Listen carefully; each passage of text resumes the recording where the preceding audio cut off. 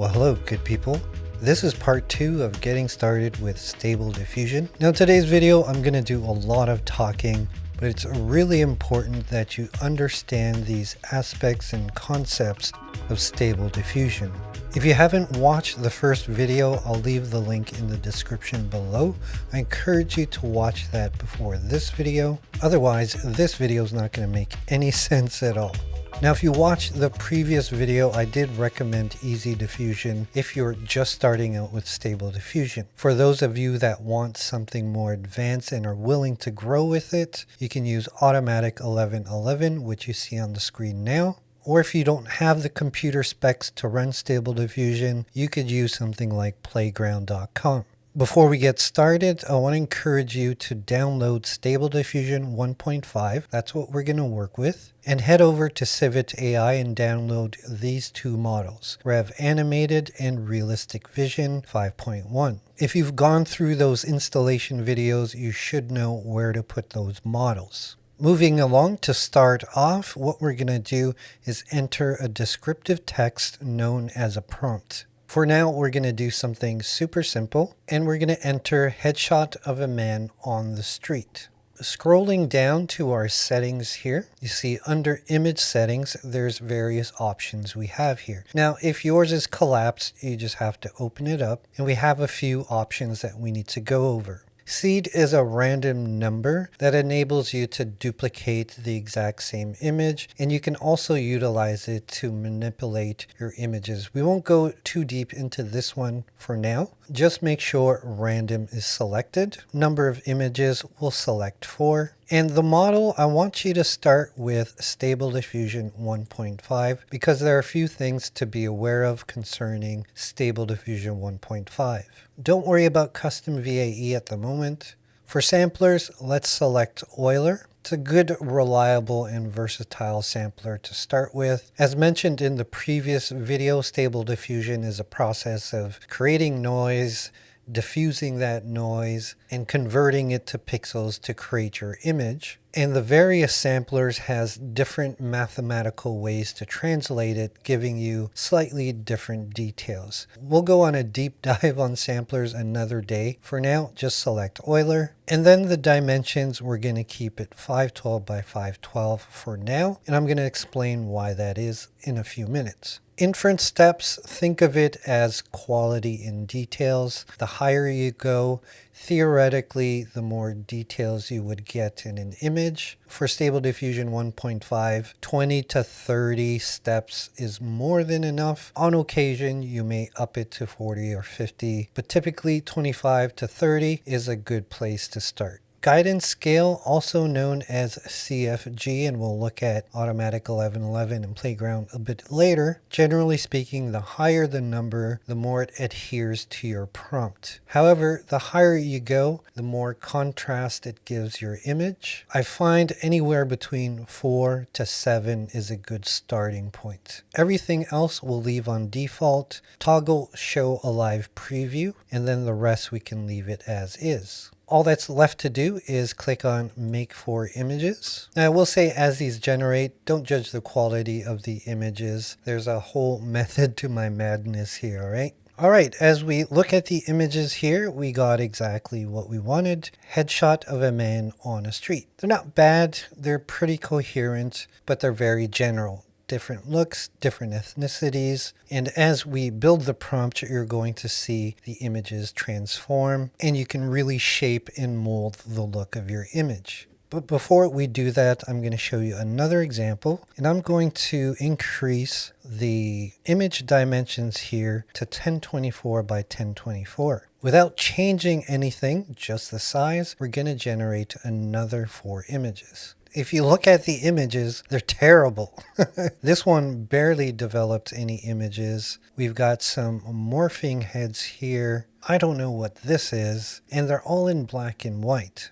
So the first thing I want to point out is that Stable Diffusion 1.5 has been trained on an aspect ratio of 512 by 512. Most people come in here, they put in a prompt, a model, and they put their aspect ratio to 1920 by 1080 and wonder why the images look terrible. That's because it doesn't work that way. So what I'm going to do is put this back to 512, and we're going to put a height of 768. Once again, leaving everything as is. And while this generates, keep in mind that the further you go away from that 512 by 512 aspect ratio, the more you're prone to get deformities, double heads, weird results, especially with the base model of Stable Diffusion 1.5. So we see here with the aspect ratio 512 by 768, it's not as bad as what we were looking at before, but it's still not that impressive. With the case of Stable Diffusion 1.5,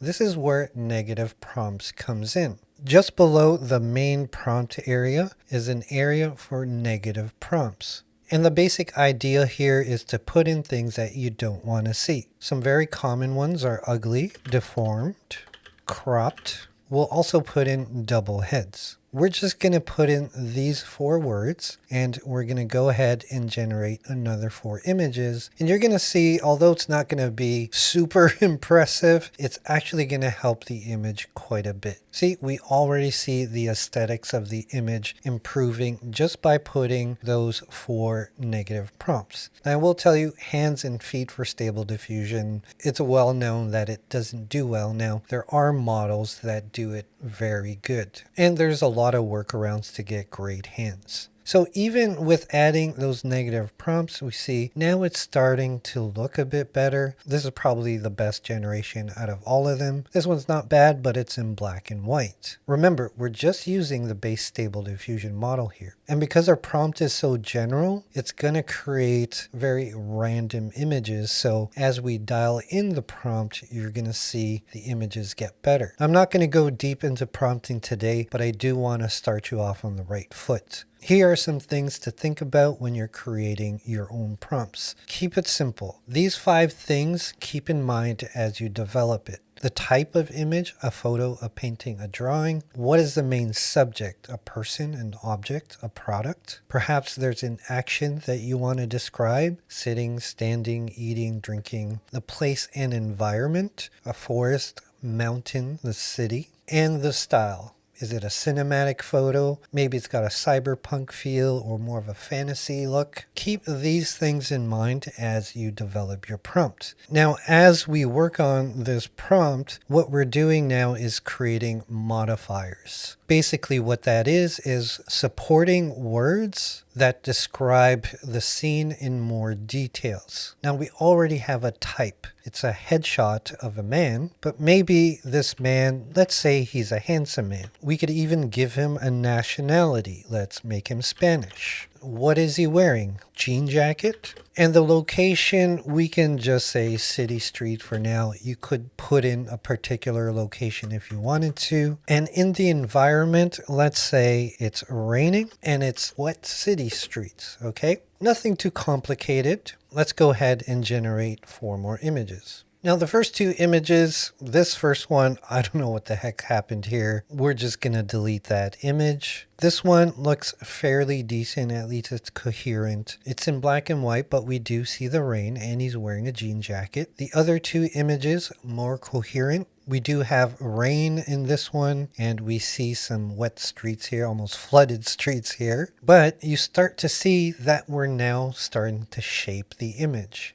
Now the one challenge with the base Stable Diffusion 1.5 model, it takes a lot of prompting to get it to look decent. And I do encourage you to learn to prompt this way. If you can get an amazing image just from pure prompting with this base model, your images are going to look fantastic when you apply a custom model to it. Let me show you what I mean. We're going to go ahead and select Realistic Vision. We're not going to change anything else. And we're going to compare this custom model to the base Stable Diffusion 1.5.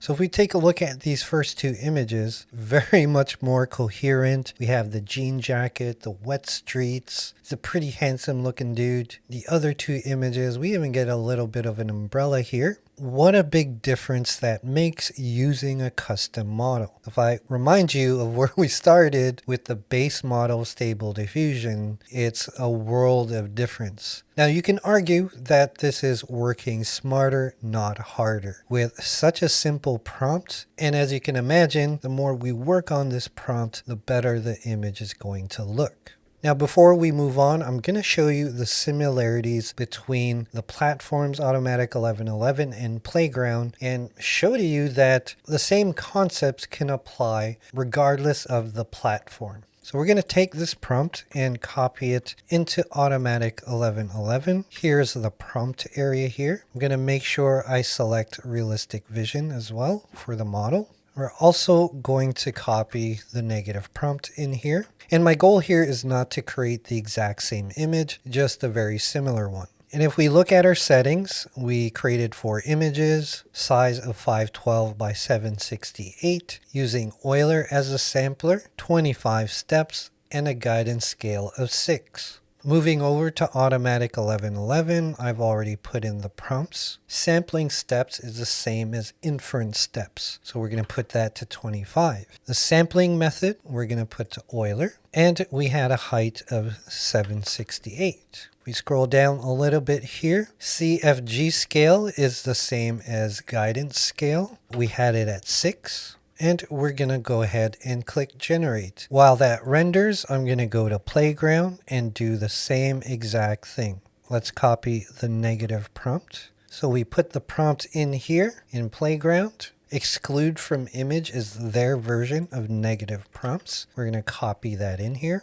Realistic Vision 5 isn't available in Playground, but there's Realistic Vision 2. We'll use that. You can choose your model here, Stable Diffusion 1.5. We've got our width and height already set. On Playground, they call the guidance scale prompt guidance. This is already set to 6. Quality and details is their version of inference steps. That's set to 25. In the sampler, we're going to change it to Euler and generate 4 images as well. So here are the images in Automatic 1111. Very similar, of course, different looks, but the results are very comparable. If we look at Playground, same thing, very comparable results, even though this model is an older version. So again, my point is, whatever we are learning today in this video, you can do it in any Stable Diffusion platform that you choose, as long as you understand these basics. But for now, we're just going to stay in easy diffusion. Now, the other reason why these images turn out better is because many of these custom models are trained on these aspect ratios, 512 by 768, and some even 640 by 832. So we can get away with slightly bigger aspect ratios without all the deformities happening. Now, another tip on getting the best results from these custom models is to go into the Civit AI page. And as you scroll down, you're going to see some information that not all the time, but typically the developer will give you some good starting points. For realistic vision, here's an example prompt. I'm going to copy and paste that and use it in the prompt that we're currently using. Here's some suggested negative prompts, but if you're just starting out, there's nothing wrong with copy and pasting this information. But what's even more valuable are these settings here. So they recommend either Euler Ancestral or DPM++ SDE Keras. We're talking about the samplers here. CFG scale between 3.5 to 7. So knowing this information, we're going to switch to Euler Ancestral. Let's do that right now. And I'm going to paste in this prompt here and just kind of rearrange it where it should be. So raw photo, we're going to put at the front. Putting things in the front, give it priority. You could use weighting with brackets and numerical values, but I wouldn't worry about that at this point. The rest of these words are just modifier words like 8K, UHD, DSLR. You want to think of tags, like tags that are on photos or images that'll help shape and mold your image even more so. So we're going to run 4 images now and see what the differences are. And the added descriptions that we just put in, those are a good basis to come up with your own. Maybe instead of high quality, you put hyper realistic, depending on the look that you want. Instead of soft lighting, maybe you put in hard lighting or dramatic lighting, right? So just use it as a basis. Previously, these were the images that we were getting. They look great. They look pretty photorealistic, but now there's just a bit more depth, more contrast, more color as we added more to the prompt. So now we're kind of narrowing in exactly what it is we want. Now you might be asking, okay, well, the image is still very small. How do I make it bigger? Well, in Easy Diffusion, there's a couple ways you can do it. Let's say I like this image. There's an option here called upscale. And if I click on that, it's gonna upscale it by 2 because that's how I have it set at the moment. But if we go to our settings here, if we toggle this on and change it to 4 times, we can make it even bigger. Now, if this is toggled on before you generate the image, it's going to go ahead and generate the original size and then upscale it. So I'm going to leave this on. This is a good default one for now. But this time, I'm just going to generate 1 image just to demo how it works. So now if we look at that previous image that we upscaled, you see the corner? It says 1024 by 1536. Originally, it was 512 by 768. In the new image that we just upscaled 4 times, 2048 by 3072. If I open up these images in my browser here, here's the 512 by 768 version, and here's the upscaled version. And if I zoom into here, whoa, it's massive. So this is the proper way to get a bigger image. If you start off big, not only are you going to get deformities and weird things happening, but generating bigger images means more system resources, and most likely it's going to take longer. So I know, like I said, I've talked a lot in this video, but it's really important for me to show you all these various things so that when you start with Stable Diffusion, you're not caught off guard of why these images look this way. Why am I getting double heads? How come some people are creating these masterpieces and my stuff looks like crap? We've really only scratched the surface on Stable Diffusion, and this is just pure image generation. There's so many aspects to cover: building your prompt to get great results, how to effectively use negative prompts, in-painting, out-painting. This is a very deep rabbit hole that I quite enjoy. I hope these videos help clarify some of those things and that you'll have a deeper understanding on how Stable Diffusion works. Now, I want to hear from you. What do you want to learn next? Do you want to learn how to in-paint? Do you want to learn more about prompting? A lot of my videos are based on your feedback, so you gotta tell me what it is you want to learn. In the meantime, stay tuned for part 3. Until the next one, my friends, I'll see you when I see you.